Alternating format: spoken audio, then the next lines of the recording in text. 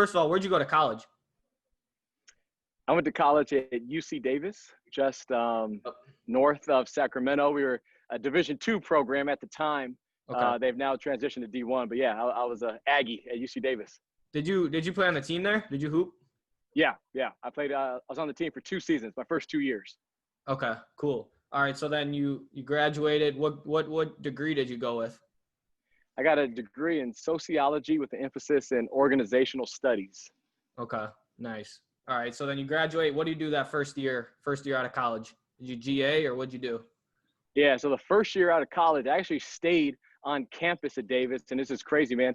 I worked in our campus recreation office. I helped run our intramural basketball leagues and football leagues, and kind of did a 6 months of kind of an administrative role there before I got into coaching.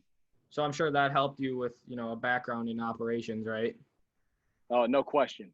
Okay, so you do that for 6 months. How did you get into the coaching scene then? Summer camps. So when I was a freshman in college, my coach pulled me in the spring and said, "Hey, do you want to work Stanford basketball camp?" Ironically, right. And I was like, "Nah, I don't really want to do basketball camps." But he said, "Hey, after camp, you get to play against Casey Jacobson and Josh Childress and some of these stars." And I was like, "Absolutely." So I went that summer, worked Stanford basketball camp, and I worked their camp for 8 straight summers, in addition to UCLA, Maryland, Santa Clara. So every summer I'd work basketball camps, and just I love teaching the game, love working with young people, and just making connections across the country. So that's how I kind of got my start. So then when I graduated from college, I went back to my hometown of Cal Poly Pomona and worked there for 2 years as a GA / video coordinator. Okay, cool. So yeah, those camps, a lot of people I've talked to have done that. That seems like more of like the, I guess, traditional route. But for me, like I was going to do that this upcoming summer, but like right now, or I guess this past summer, but obviously everything like, went down the drain with that. At those camps, were you kind of like just going up to people and shaking hands, or like how were you as far as like introducing yourself to like some of these coaches? Yeah, well, first off, man, I just want to impress the staff that was running the camp. So if I'm working Stanford camp or UCLA, I'm just trying to, bust my tail and do a good job to get invited back for the next year. So that was my number one concern. And then you just naturally meet guys, man, just, during breaks, during drills, during lunchtime, post camp. You just go up to guys, meet them, exchange information. And then, the biggest thing too in those situations is follow up. It's one thing to meet somebody, but then to follow up and start building a relationship. Who were, I'm just curious, who were like some coaches or maybe some names that I would know that you kind of interacted with at those camps? Anyone in particular remember, or? I know that's a pretty tough question, but.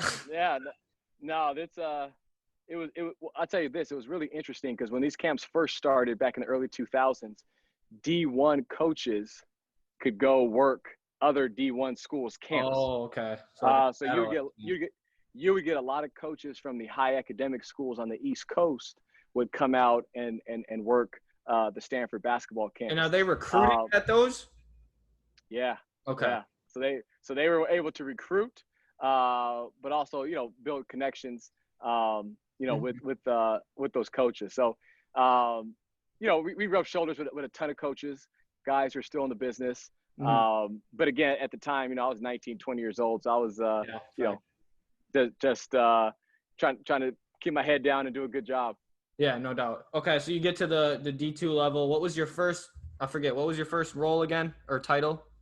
Yeah, I was a grad assistant at a Division II school, Cal Poly Pomona down in Southern California. What were you mainly doing that first couple years, or that first year?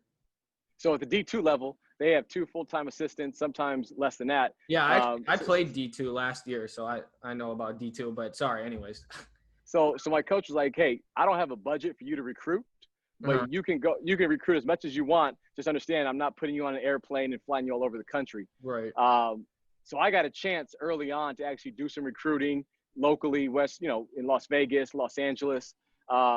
So that was one part of it, but the main part was the video coordinator. So I had the entire video operations, and that was my baby. So I had to make sure, that this is before the internet, before you could exchange Right. you know, via website. So you had to literally send mail outs, request film. We still had VHS at that time. So it was a little bit more That's crazy. detailed, a lot of preparation in terms of setting up your season in terms of the video exchange.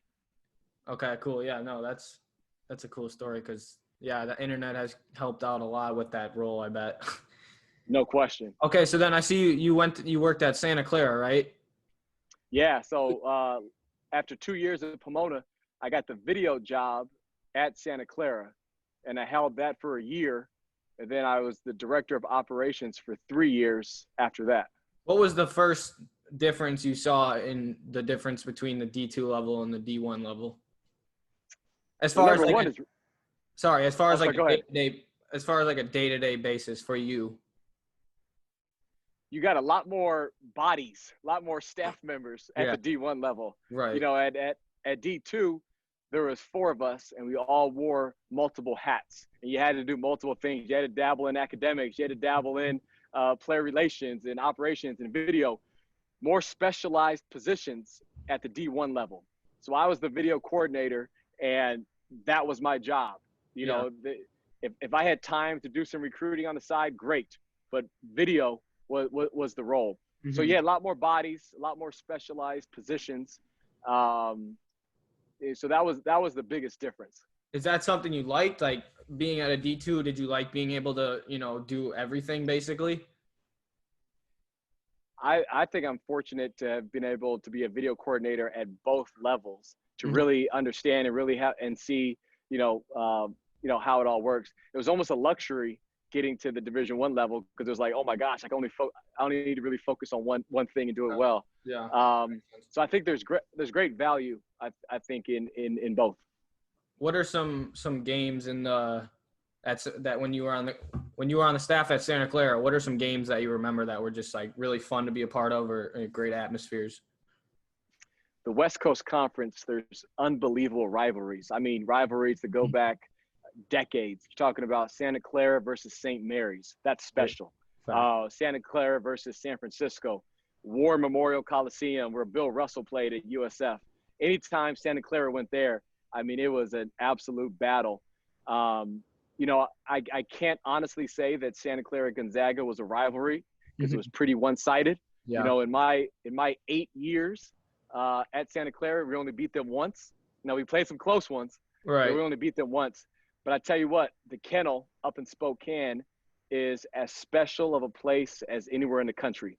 I mean, those fans are diehards. The students are on top of you. Yeah. So yeah, there's some really cool environments. And then my last 3 years, BYU joined the conference, and 20,000 people at the Marriott Center in Provo is something special. Yeah, those games are always fun to watch on TV. Those are those late tip-offs, right? On my coast. Absolutely. Yeah, the BYU Gonzaga game is always a special one. All right, so you get to Stanford. What was your first year there? 2016 is I came here with Coach Hass when he took over in 2016. So going on year 5 here now. Nice. Were you an assistant coach right away over at Stanford? Yeah. So after my 4 years in operation roles at Santa Clara, I was an assistant for 4 years at Santa Clara. So then when I got hired at Stanford, I was hired as one of the assistants. Nice. That's cool. Who were some of your first guys in your recruiting classes? I'll probably remember some of those names. Yeah. So the first person that Coach Hass offered was KZ Akpala, and KZ was in the bubble this whole time with the Miami Heat. So after his second year, he was drafted 32nd to the Miami Heat. He was a rookie this past season. So nice. So KZ was part of that first class. Dejon Davis, a top 50 recruit out of Seattle, Washington, played at Garfield High School and Seattle Rotary. And then Oscar Da Silva, so Oscar and Dejon are seniors for us this year. So that first recruiting class was really strong and really kind of set the standard and helped build the culture that we're trying to build here. Yeah, for sure. No, and then obviously you guys have been getting it done on the trail now too. With can you tell me some of those names? I don't want to like mess anything up. Who are some of those big time guys you've been getting? Yeah, so the past year in the class of 2019, we were able to sign Tyrell Terry, who Right. was a point guard out of Minnesota, Mm-hmm. De La Salle High School, played for D1 Minnesota on the Adidas circuit. He had an exceptional year for us as a freshman. He shot 90 from the foul line, 50 from the field, 40 from three, averaged 14 points a game. Put his name in the draft. He is going to be the first one and done in Stanford history. Wow. And he's 6 feet tall, but he's a Is he special, really? special player. Yeah. Wow. Plays bigger than that, but he's 6 feet tall. That's crazy. Unbelievable shooter. Yeah. So he's a special one. In that same class, you had a kid named Spencer Jones who came out of nowhere and led the Pac-12 in three-point shooting, a 6'7" kid out of Kansas. So that was the 2019 class. The 2020 class is pretty special. We were able to sign the highest rated player in school history in Zaire Williams, a kid out of Sierra Canyon in Los Angeles. Yep. Top 5 player in the country, 6'9", can do it all. Another kid, Max Murrell, a kid out of Omaha. Brandon Angel, a young man out of San Diego. Noah Tates from Las Vegas. All kids that came in with a lot of expectations and have been kicking butt so far in practice. And so we couldn't be more pleased with the last few recruiting classes that we've put together. Absolutely. Yeah, no, that's awesome. Great job. I'm curious. I always am asking people about what they do in the preseason. Like, what are your guys' like conditioning looking like? That's a great question. You asked earlier kind of what's the difference between D2 and D1. Mm-hmm. Having your own strength coach dedicated just to men's basketball, having your own nutritionist, all these specialized positions. So our strength coach, Michael Chapman, he just finished his first season last year. He is phenomenal. I mean, he is one of the best in the country. And he's got our guys, not only doing functional movements, but kind of traditional, man, of running, sprinting, Yep. Short sprints, long sprints, really big on progression and building up our guys' strength. So we do a lot of running, and we'll do not only running on the court, but we'll go out to the lacrosse and soccer fields and football stadium, and we're running 50-yard sprints, 100-yard sprints. Yeah. Last year, we were the 7th best defense in the country. And I think a big part of that was our conditioning. And our guys, knock on wood, our guys didn't break down. They had a good base. And I think a big part of that is the amount of running we do in the conditioning. Yeah, that's cool. Our strength coach used to be at Arizona. He was like an assistant with their strength stuff. So then I want to ask you about, obviously, Stanford. You moved on up. What are some games that stand out to you on staff there? Yeah, I mean, the Pac-12 is such a special conference. I mean, these universities, all of them, man, from up north with the Oregons and the Washingtons down to the Arizona schools. There's so much rich history. You look at UCLA and Pauley Pavilion and Arizona and McHale Center and our building here, Maples Pavilion. There's just some deep, deep rivalries. Our guys really look forward to that LA trip. The UCLA game at Pauley, playing USC at the Galen Center are always special games. And then for us, the Bay Area rivalry, going across the Bay to Cal, playing at Haas Pavilion. It doesn't matter how good Stanford is, how good Cal is. Stanford Cal is going to be a battle to the last possession every single game. So those are fun games that our guys really look forward to. And then next thing I want to ask, I know I like gear. I'm sure everyone does too. I always notice, you stand for that shirt. You're rocking right there isn't too bad. How's the gear over there? We're very fortunate, man. Phil Knight went to Oregon undergrad. Oregon has all those, really cool uniforms. Yeah. But I'm going to turn this screen. Right there across the street is the Phil Knight School of Business. So our graduate school is named Phil Knight. Nice. He got his master's degree here, and his master's thesis was on this idea of starting a shoe company. So Stanford is a Nike elite program. We will always be Nike elite. Yep. And we're really blessed, man, to have a really special relationship with them. Obviously, Tiger Woods went here as well, and his influence with Nike. Yeah. It's a great relationship. So our guys, they're wearing the KDs and the Kyries and the Paul Georges, and It's really fun. Especially this color. It's really cool to play with the different colorways. So we're Yeah. very fortunate to have that that connection. Okay, so you've been in the game for a while now. How, with the rise of, social media, the internet, you know, Instagram, how has, recruiting for you and then shifted, and how do you guys have someone on staff just for social media content, to create, or kind of talk about that for you guys? Yeah, yeah, it's a great question. All three assistant coaches, along with our head coach, Coach Hass, are all very active on multiple platforms: Twitter, Instagram, Facebook.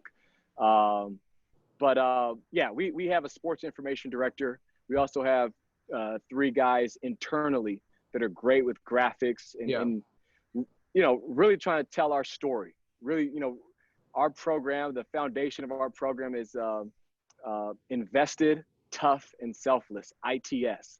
So everything that we put out there in social media really reflects, those ideals. Right. So yeah, we've it's been huge for us, and Stanford being such a high academic school, and our athletic department across all sports having so much success, we've got a national reach. Mm-hmm. So we're able to touch kids and recruit kids in the Northeast, in the South, in the Midwest. Yeah. And the weather's amazing. I mean, you look at, not a cloud in the sky right now, Right. 82 degrees. So we really try to show off this weather Absolutely. that we're able to enjoy as well. Yeah, that's a great selling point too. All right, thank you so much. Thanks for coming on here and doing this, Coach. Absolutely, man. Thanks for having me. Best of Absolutely. luck to you and your team this season. Thanks. You too.